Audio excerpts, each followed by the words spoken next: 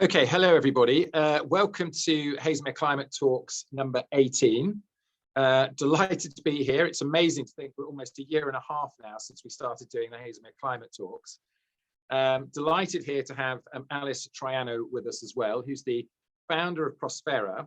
And Prospera helping all sorts of organizations, schools, companies and other organizations discover the right things they should be doing, connect themselves to the SDGs for the benefit of planets, for the individuals themselves, for us, and for all the people. So she's got great experience in doing this, has been studying it as well.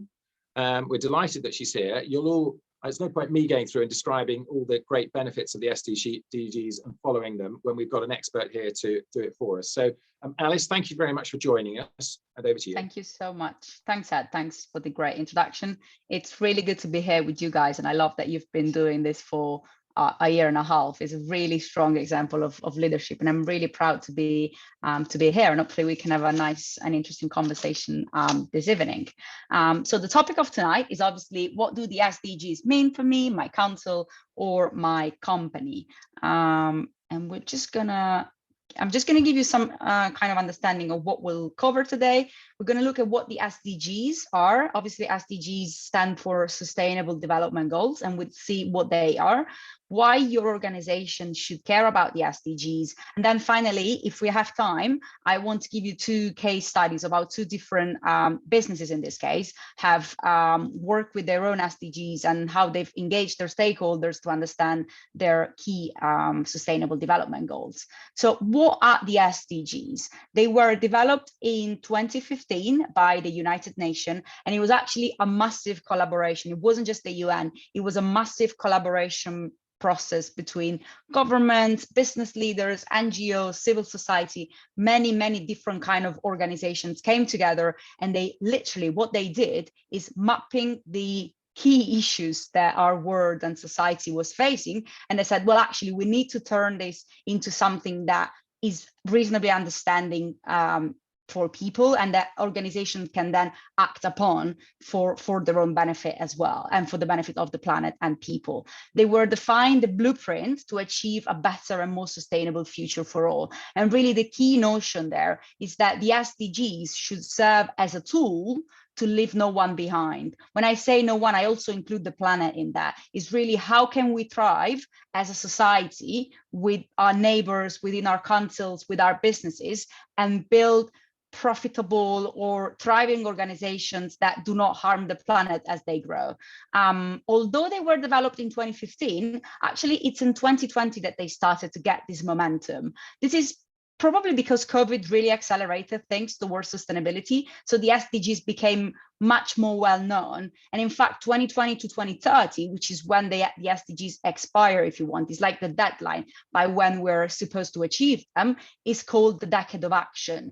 With the Decade of Action, what we're saying really is, well, Ed was saying this actually as well, it's now not just up to the international community, although it should be in a sense, it's also up to us as individuals, as organizations, as businesses, as council to say, well, actually, I have some power, I can do something about this. It's not going to be, we're not going to change the world alone, but if we put all that together, then we can actually change something, we can do something for the better of society and the planet. So there's three main reasons that we're going to see together as to why your organization should care about the SDGs. Number one, the SDGs can make sustainability part of your core purpose, and we'll see each and every one of them. Second is the SDGs make your impact measurable and part of a bigger picture. And third, the SDGs make your impact much more engaging for your stakeholders. And we'll see why this is very important.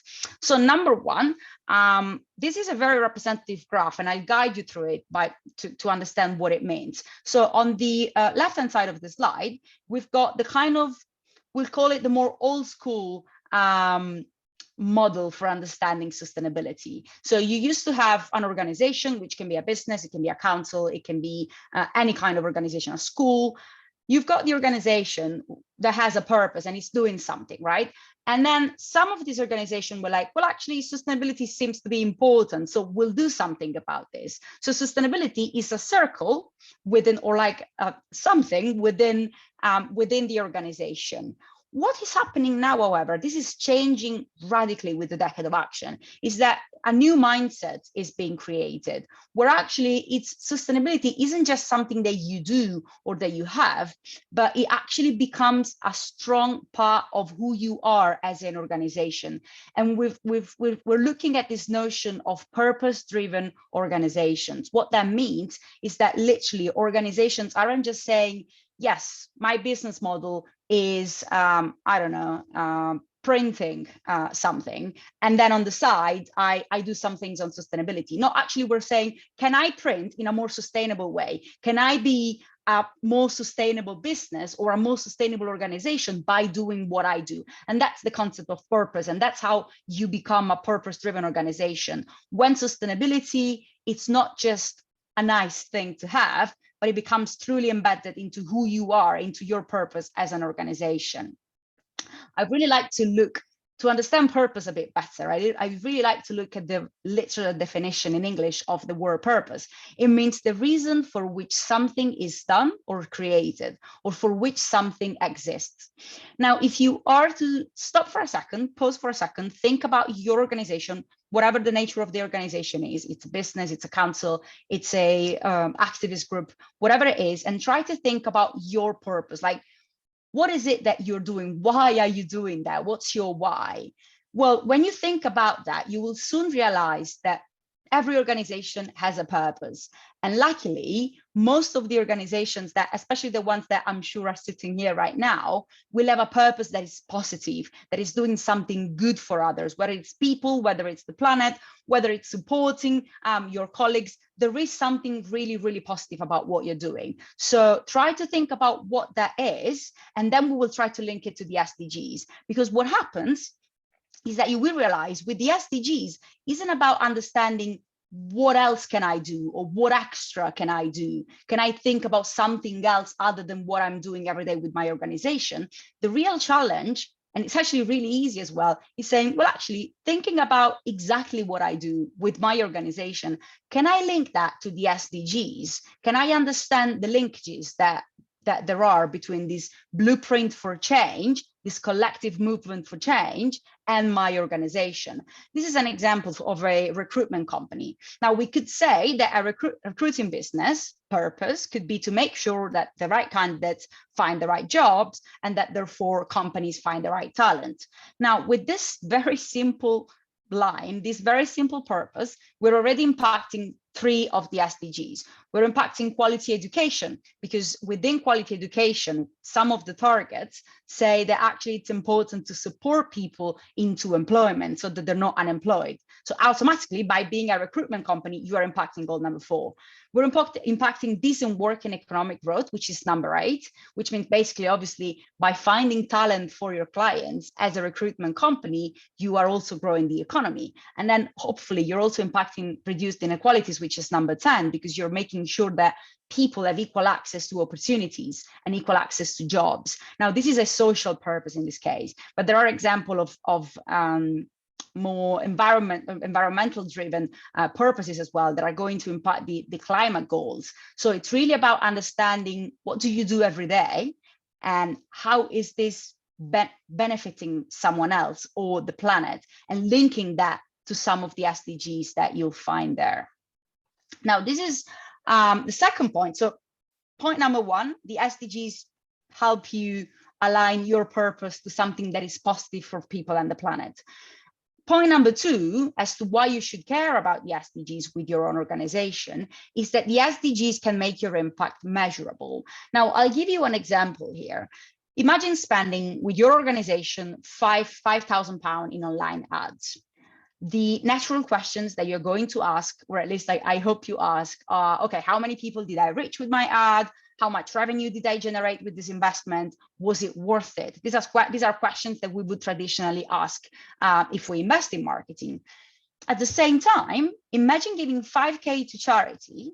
And unfortunately, in many cases, in most of the cases, what happens is that all your website says is, we've donated 5K to this amazing charity, or we've donated 5K to this local school. And the question that I'm going to ask you is, how can you tell if something is working if you're not measuring it? Measuring impact isn't necessarily something about hard data and numbers, but it's something that at least should give you an idea that the investment that you're putting into something, or whether it's your time, it's money, making sure that that has benefits for others, that you're impacting people or the planet. Well, guess what? With the SDGs, this becomes even easier, or it becomes, at least it enables you to give your impact a framework, a context. Because even though the SDGs may seem generalist and vague, so we've got many issues here, right? You have no poverty. So we go from poverty and hunger and good health and well-being to industry innovation, affordable clean energy, climate action, life below water, and here again, water, circular economy. So very, very broad and different themes. But actually, and I'd invite you to go on the UN website and have a look at these.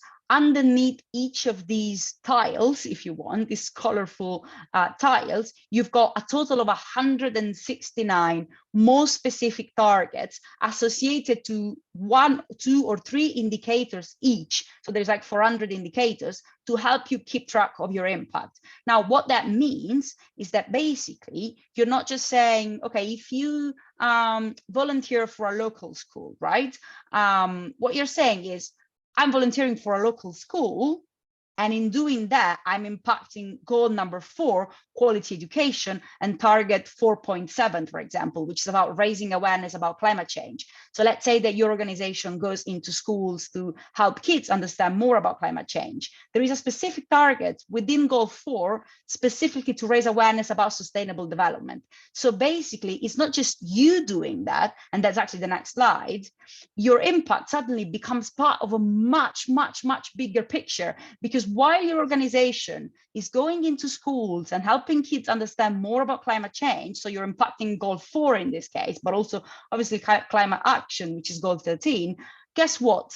Business X is doing something on goal 4 as well. And a local university is doing something on goal 4 as well, and other goals. And business Y as the same. And the charity that you're supporting are impacting that goal. And a nearby council is impacting that goal. And the government itself is impacting a number of these goals. So it's not just you, you're not alone, basically. It's really a boost of self-confidence, because sustainability can get really overwhelming sometimes. And you're like, okay, where do I start? What do I do? How do I make sense of all this? Well, what you can do with the SDGs, when you do the first step, which is understanding how your purpose aligns to them, basically with your impact, you're saying, it's not just me impacting education or impacting this local school. With my small action, I'm having a massive and direct impact against a framework that really involves a movement for change with different organizations taking part. And then number 3, which is also my favorite, is that the SDGs make your impact way more engaging. Now, let's have a look at one of the issues that we come across when we talk about impact. We've got 2 cases here, 2 organizations' websites. On the one hand, we've got case 1. It's an organization that does a lot of sustainability activities. They engage with charities, they reduce their carbon emissions, they care about their stakeholders, and all their website says is blank. There's nothing there. You don't see it. They're doing it, but you just don't see it. Case 2 is a similar organization doing a lot of sustainability activities, engaging with charities, reducing their carbon emissions, caring about their stakeholders. And what their website says is, okay, now you can download our 50+ pages sustainability report with no images, no emotion, just numbers and hard data. Well, numbers are important and data are important, but no one is going to, or very few people are going to go through such an intense and heavy report. We need to make it engaging. Well, once again, the SDGs become very handy here because they were actually developed to be engaging. I will tell you for a minute, I'll tell you the stories of how the SDGs actually came to be. So we've talked about the UN, right? The UN developed these SDGs with this, very important points about what we should be doing as a society and as organizations. But actually all the UN developed was a spreadsheet. It was a spreadsheet a document, they agreed, they signed 193 nations, very similar to what happened at COP, right? You don't see fancy icons and colorful icons about what happened at COP. And neither was the case for the SDGs. It was just a spreadsheet, literally. So there was this guy who you might be familiar with called Richard Curtis. It was a big deal in the film industry. And he also happens to be very passionate about sustainability. So what he did when he took this document, he was like, well, this is actually really, really good. People could, this works for individuals, it works for businesses, it works for government. We should actually make this much more engaging. Otherwise, it's just going to be a spreadsheet and no one is going to care about this. So what it is he called one of his friends. It was a Swedish designer, a very famous Swedish designer called Jakob Trollback. And what they did, they sat down in a room for a few days and they came up with this, with the tiles and the colors and the icons. And then what they did is, it's very funny because they went back to the UN and they were like, well, we developed something that, you know, you might like and makes your whole SDG plan much more engaging and accessible to people. And the UN really loved it. They were like, oh, this is great. So they just said, okay, can we use it now? Can we say this is how the SDGs are going to be launched? And that's what happened, basically. The spreadsheet became a very colorful and engaging and accessible way to talk about sustainability. And that's why it's really important for your organization to use it as well, because it's going to facilitate the kind of impact communication that you want to do. It's going to make it much more fun and engaging, and people need fun and engaging to understand this very, very difficult concept that we're talking about when we talk about climate, when we talk about social issues, when we talk about sustainability as a whole. Otherwise, it's going to be very difficult to engage them. Our ultimate point is that we want to raise awareness about this, and we want more and more people to join the cause. If we remain in a context where only sustainability literate people understand each other, so they talk what I call the sustainability jargon, is going to be very different, very difficult to make that change, to make sure that more and more people join our cause. And Ed mentioned this at the beginning, it's now up to individuals and up to organizations to really do something. And for that to happen, we need to make sure that the sustainability vocabulary and the sustainability word is open to them and is accessible to them. So really important that. And it's working really. So these are 3 examples that I really like. Of how the community and really people, population has been involved in this kind of sustainability initiative through the SDGs. On the one hand, we've got London. This is BNP Paribas in Marylebone Station. They basically cover the station floor with tiles of the SDGs that they are impacting with their activities, so that people could see, well, actually, this is how this particular business, they have the office right, I don't know if you've ever been there, but they have the office right opposite side of the road. And what they did was, okay, people are going to come to the station. They're going to want to know, maybe, you know, they wanted to find a way for people to engage with what they were doing around sustainability. And they were like, okay, people are going to walk on the floor. So what's the easiest way for them to see what we're doing around the SDGs? And they just put the tiles on the floor. Second example is Tokyo. This was the local government that said, we want people to really understand what the SDGs are all about. So they were like, okay, what's the one place that everyone is going to be at least once a day or a week, even, or a week at least. So they did this, they called them Sdg Trains. And these are trains with all the SDG tiles in them, and some explanation of how the SDGs came to be and what they meant for Tokyo local government as well. Finally, last example is Rome. Again, this is one of the busiest, it's called Pyramide, and it's one of the busiest metro stations in town. So what they did was they projected the image of the SDGs, the wheel of the SDGs, so people passing by or going into the station could see what they were and start to engage with the goals. It's a massive collective engaging exercise around sustainability. Very quickly, and then we can move on to questions if there are any. I want to show you an example of how 2 different companies we work with have figured out how they could align their purpose to the SDGs. The first example is a startup. It's a very small company. It's only 2 people. And when we did this together, they were 6 months old. So they were like very, very brave to do something like that. Their aim was they wanted to be born as a purpose-driven organization. They didn't want to be like one of the companies that says, well, yeah, we're going to run as a business for like 10 years and then 10 years down the line, we're going to say, oh, suddenly we care about sustainability, so we're going to do something about it. They actually wanted to be born as a purpose-driven business. Remember what we said at the beginning, that the mindset is shifting from sustainability as a nice to have to purpose and sustainability as being strongly embedded into the company business model or the organization model. So what we did with them was we engaged 24 of their stakeholders. So from partners to clients to candidates, it's a recruitment company, to non-profit partners they've been engaging with. And what we did is we gathered their priorities, and you can see them here. I hope you see my mouse. You can see them here. And then we cross-reference the stakeholder priorities with the business priorities. So what do the founders care about? Where do they want to go? What are their aspirations for this company? What's their purpose really? And what we did is we mapped basically the SDGs to these priorities. And we were able to say, well, okay, there is a lot that you could be doing. Like there are a lot of SDGs. There is a lot around sustainability that you could be doing. But actually what's really relevant to you and your stakeholder are these ones. It's education, it's sustainable growth, it's sustainable consumption and production, so the circular economy, and it's life below water. You've got gender equality here as well. So what we're saying really is, can we align our purpose as an organization to the goals that are really meaningful to us? When I talk about the SDGs, one of the things I always say is less is more. No one expects you to be perfect. No one expects you to be covering every single goal, especially if you are a small organization.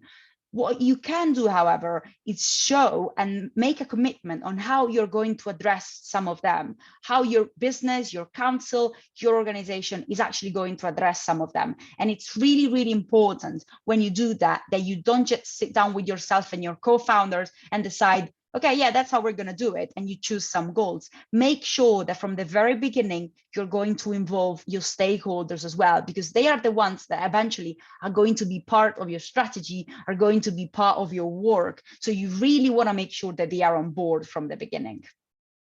This is a very similar example. I'm just going to skim through this. Different company, way bigger. In this case, we've got 5,000 employees, but it's to show that the reason why I put this here is because it doesn't matter how small you are or how big you are or the industry you're in or the type of organization that you have. The SDGs work for everybody as long as you make sure that you identify the ones that are really relevant to you as an organization and to your stakeholders, i.e. the people and organizations around your organization that are really, truly valuable to you.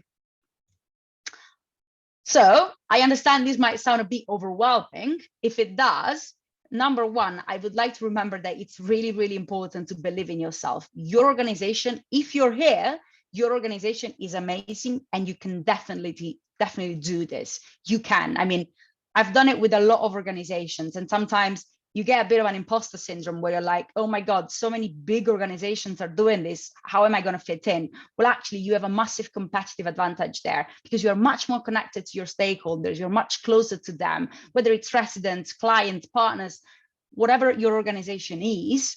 Believe in yourself and remember that you can do this. Don't forget that your stakeholders are looking for evidence about your sustainability commitment.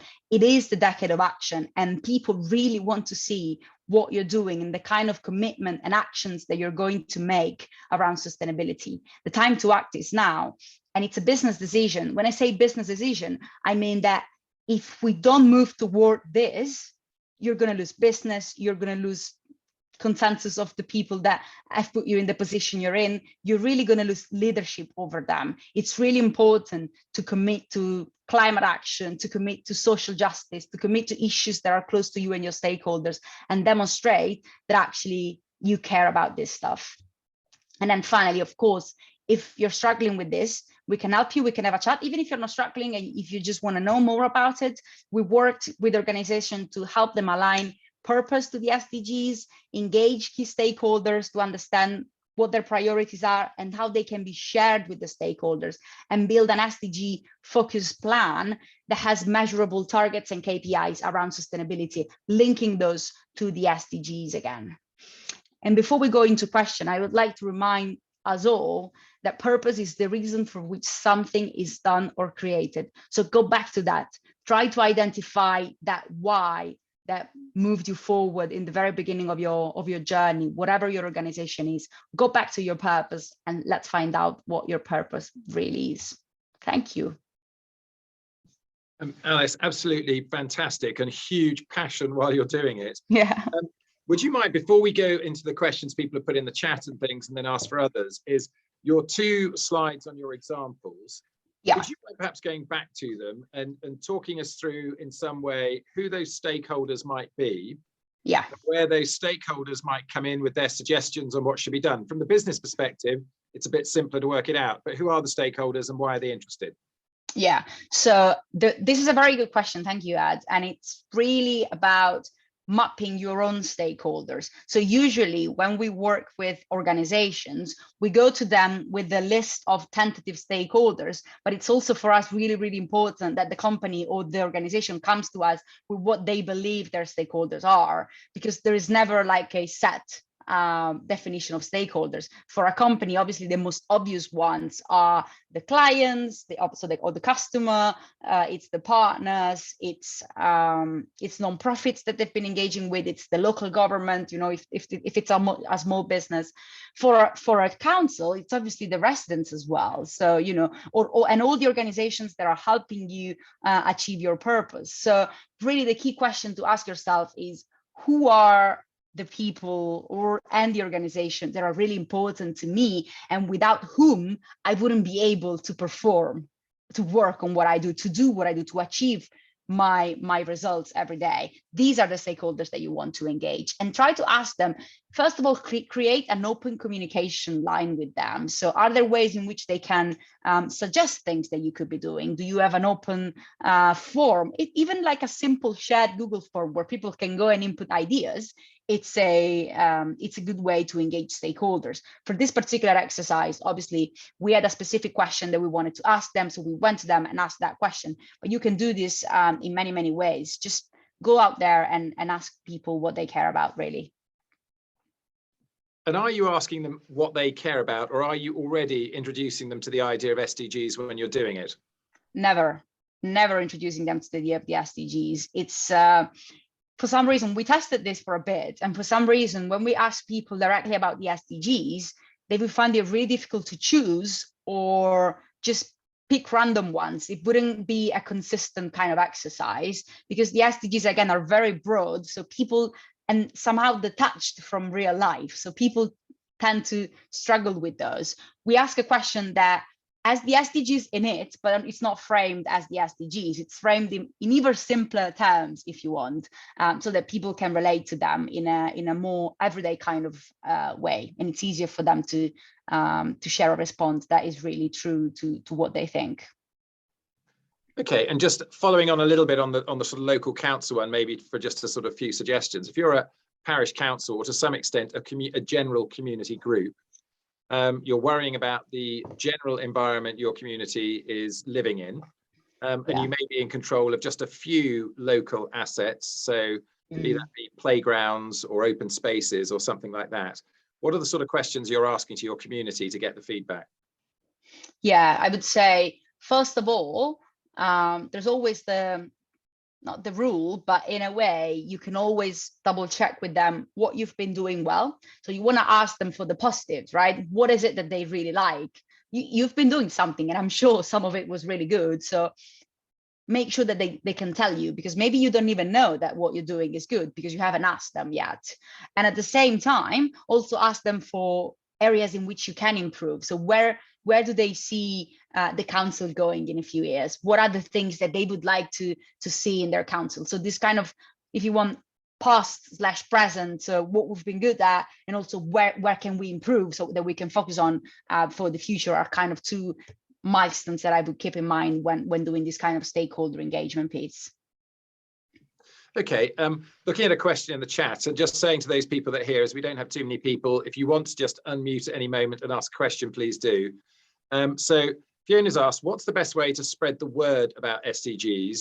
Many people just see it as government and not really relevant to small companies and individuals. And I'd probably emphasize that on individuals, I don't probably know anybody that considers it currently as relevant to them. So is it just a government thing? And if it isn't, then how do we make it relevant as we go down the chain? Yeah, it's really important. It's a really important question, because traditionally the SDGs were invented for governments, and then people started to realize, well, actually, I can use them for my business. I can put it on my sustainability report, or I can do this when I go in a school and talk about sustainability. I would say it's really important when it comes to the SDGs to use the kind of headlines and the targets as well, if you want to do it in a more advanced way, as a reference framework, but then always going back to what it's true to you and what you can realistically do. So for example, when we work with companies, one of the things that happens is that the targets that they are the Sdg targets. So underneath the macro SDGs, you've got targets, and we assign this to them based on this exercise. And some of them would say, halving the population, halving the unemployment rate by 50%.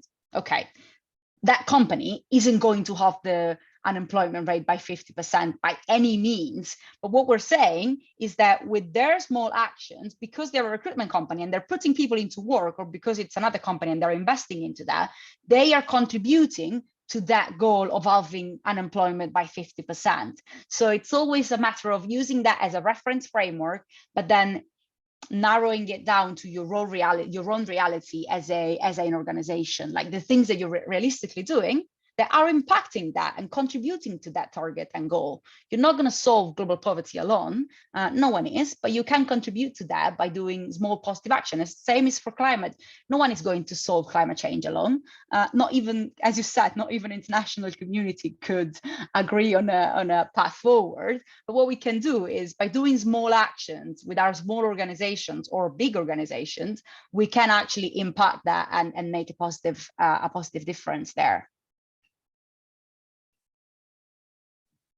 Thank you. From Mahesh, the question is, a precursor seems to be to align only with, a precursor seems to be it aligns only with sustainability-led organizations.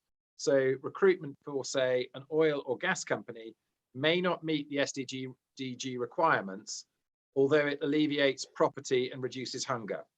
Yeah, that's a good point. I mean, it's there is a framework used for the SDGs that is people, planet, and prosperity. So this is like the three kind of areas within which most of the SDGs can be placed.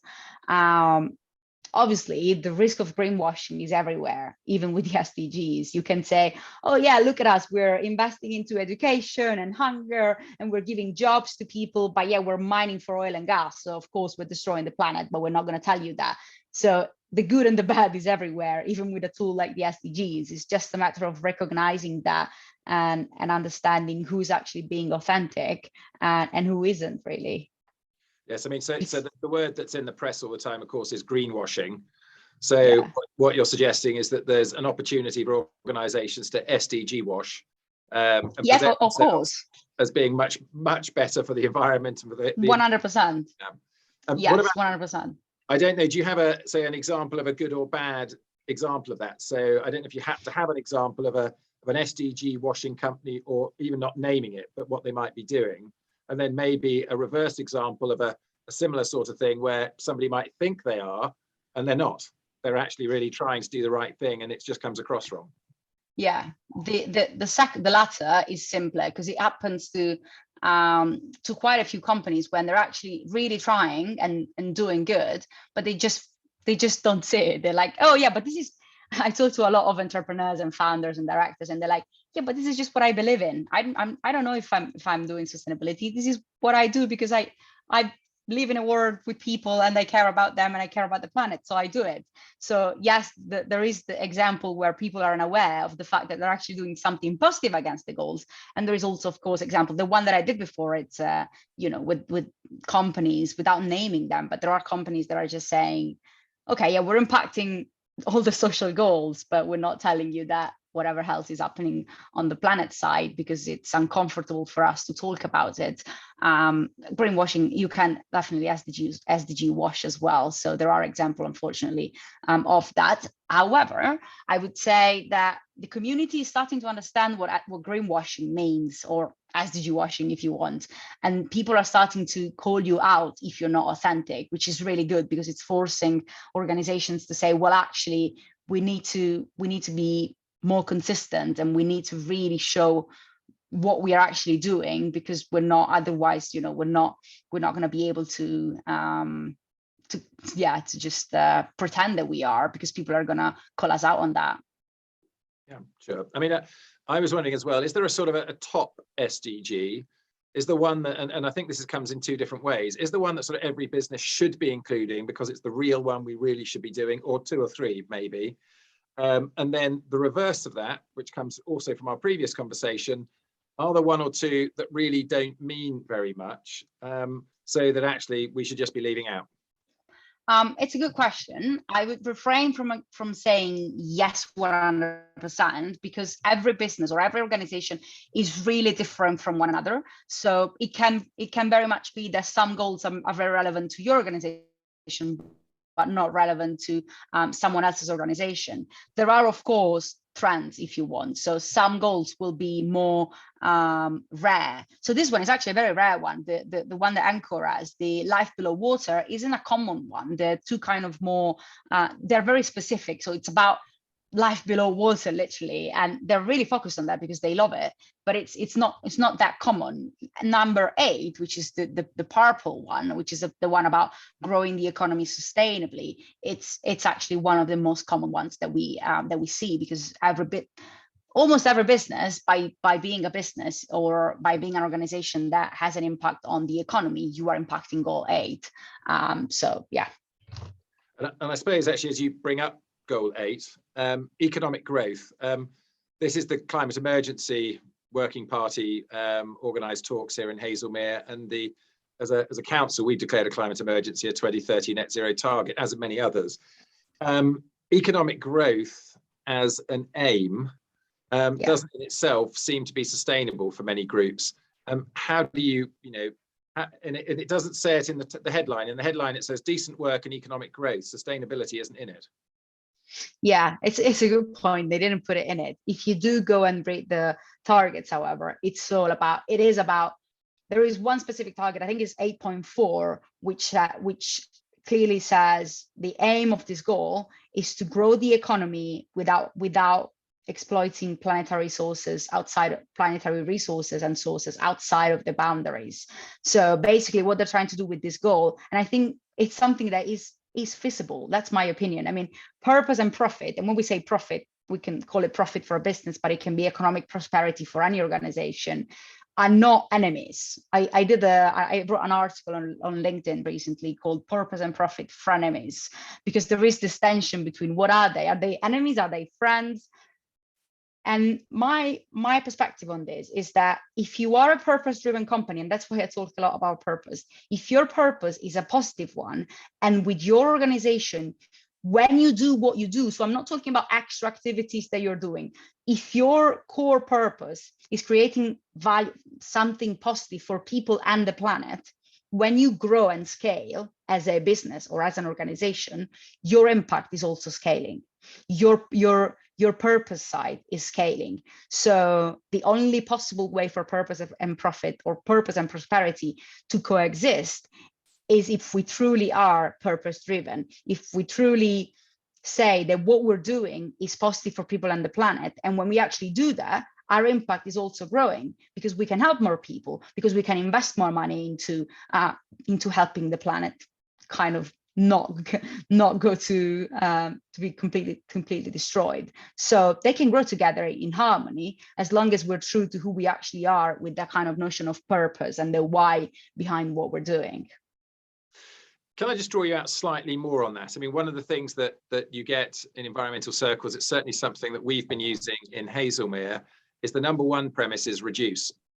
So on everything you do, before you get to the point of recycling or anything like that, it's reduce. Refuse or reduce, which come together. And to some extent, refuse and reduce are the antithesis of economic growth. And because if you're going to refuse it, essentially you're not growing it. And I think there is the secondary thing, and which is that it currently is said that we use up 1.7 worlds per year, which then suggests that there aren't enough resources for us to keep growing. Now, not all economic growth requires resources, which may be your answer, but I just would like, what's your sort of view on that? Yeah, I think when we say economic growth, there is this thing that we tend to think, okay, it's economic growth at any cost. That's what we're used to, right? It's business as usual. It's economic growth at any cost. I'm just gonna shut my eyes, look at my goal, and just gonna get there, and I'm not even gonna look at what's happening around me. That's what has happened, from the industrial revolution to today. The kind of economic growth that we're trying to talk about today is one that, well, actually, I'm going to have to make some decision. If can I grow 80 instead of 100? But with that 20% that I'm not growing, I'm actually making sure that resources are preserved, that the planet is healthy, that, everything around me is safe, so that actually in the long term, my business can run for, 2,000 years. Because if I keep growing 100 every year, in 25 years down the line, my business is not going to be there, because I'm not going to have the resources that I need to run it, because the planet is being destroyed. So it's really taking responsibility for the economic growth kind of word or phrase, and saying, okay, I'm growing as a company or as an organization, but can I make a choice where I'm like, okay, I'm going to grow 80 this time, because I'm going to reduce or refuse on certain items that are going to make sure that the planet can be preserved. So I'm not going 100, I'm not growing 100, but I'm still growing, and I'm still making sure that, I can thrive in an economy that thrives because the planet is thriving and because people are thriving. So it's really about that harmony concept. Okay, yeah, great. All right. I mean, unless the others have a question at the moment, I'd probably be a closing one for me then, more thinking then about some sort of star examples. So, sort of case studies or something of a company presumably famous, but possibly not, where they've gone in, done some work on the SDGs, got it aligning, and in somehow that there is a clear benefit to the company or the environment or the society around them. Are there any sort of clear examples that we probably should be aware of, probably don't know it's linked to SDGs? Yeah, that's a very good question. I would probably go back to some of the clients that we've had and companies that we've been working with. What's happening there is that these companies, the way they're engaging with the SDGs is a very shared way. So it's not just them sitting in a room and saying, yeah, these are the SDGs, but we're not going to talk about them. We're just going to put them in the sustainability report and say, well, actually, okay, we're going to do something. Actually, what these companies are doing, and I'm thinking about one of our clients is a software company, and what they wanted to do is they really wanted to make sure that the employees knew about the goals and could do something about the goals. And there is this, I don't know if you have heard of the Good Life Goals. So the Good Life Goals are an interesting one. They were developed by Futera, which is a communication company. They're a B Corp. And basically, they use the SDGs, but they transform the SDGs to make them for individuals. So literally for people. So people could take small actions to impact the SDGs. Now, what they're doing is they're using the Good Life Goals to help their employees do positive activities where they're at home. So not just in the office, when they're at home as well, so that they can make a positive impact for people and the planet. And that creates a massive kind of network effect where your employee is going to go home, they're going to know about the goals, and they're going to talk to their families about it as well, because they have to do activities at home. Like one of the activities that they're going to do is supporting employees to switch to renewable energies at home. So not in the office, at home, so that their homes are also fueled by sustainable power sources. And that's really great. It's a way for people to engage in positive actions, and it's not just a sustainability report at the end of the year. And for me, that's like a star example, because they're saying, for us, it's something that we want to live and breathe every day, not just when we're in the office, but we want to spread around the world as well through our most greatest support as well, of course, the employees. So yeah, that would be like a star concept, a star SDG ambassador to me. Okay, John's asked a question in the chat, which I'm going to come to, just because you mentioned B Corps. So do you know, to become a B Corp, or maybe you could just briefly tell us what a B Corp is, but to become a B Corp, do you have to be aligned to the SDGs in order to become one? So yeah, the B Corp community is very strong on the SDGs. Some of the question would ask you, they're all basically based off the SDGs somehow, or most of them. You don't have to align to the SDGs to become a B Corp. You do get extra points if you have engaged your stakeholders on this kind of activities. So yeah, B Corp, just to kind of summarize what they are. It's a certification that you get when you can demonstrate that you, as a business, it's for businesses. When you can demonstrate as a business that you have very high standards of environment, governance, and social kind of standards. So when you can demonstrate practically, they're going to check what you're doing and score you. When you get to 80, then you can say, okay, yeah, you are a B Corp, you get the B Corp certification now. Okay, great, thank you. So John's question was, there's a lot of interest, for instance, at a recent parliamentary debate, in replacing economic aims based on growth by ones based on well-being. Are not some, at least, of the SDGs too focused on growth with insufficient emphasis on well-being? Yeah, it's a good point. I mean, the SDGs are not perfect at all. They're nowhere near being perfect. There is focus on growth, for sure. Probably we could be doing better around focusing on well-being as well. I mean, the SDGs are not going to tell you, if you do this, if you focus on well-being within your company, then you're a great company. They're not meant for that. They're meant us to give an understanding of what the social and environmental issues that we're facing today are, and guide us to understand actually which ones are the things where I can make an impact, where I can impact with my actions or activities as an organization. I think you're right. I mean, they can be perfected, and hopefully when we do go into 2030 and have a broader view of what has happened in the past decade, etc., we will be able to suggest more well-being focused. When I say well-being, I also mean for the planet as well. So more well-being focused goals. But yeah, for now, that's kind of, in my opinion, that's the best we have. So we should use it to, the best of our knowledge and possibility, and take the most out of it.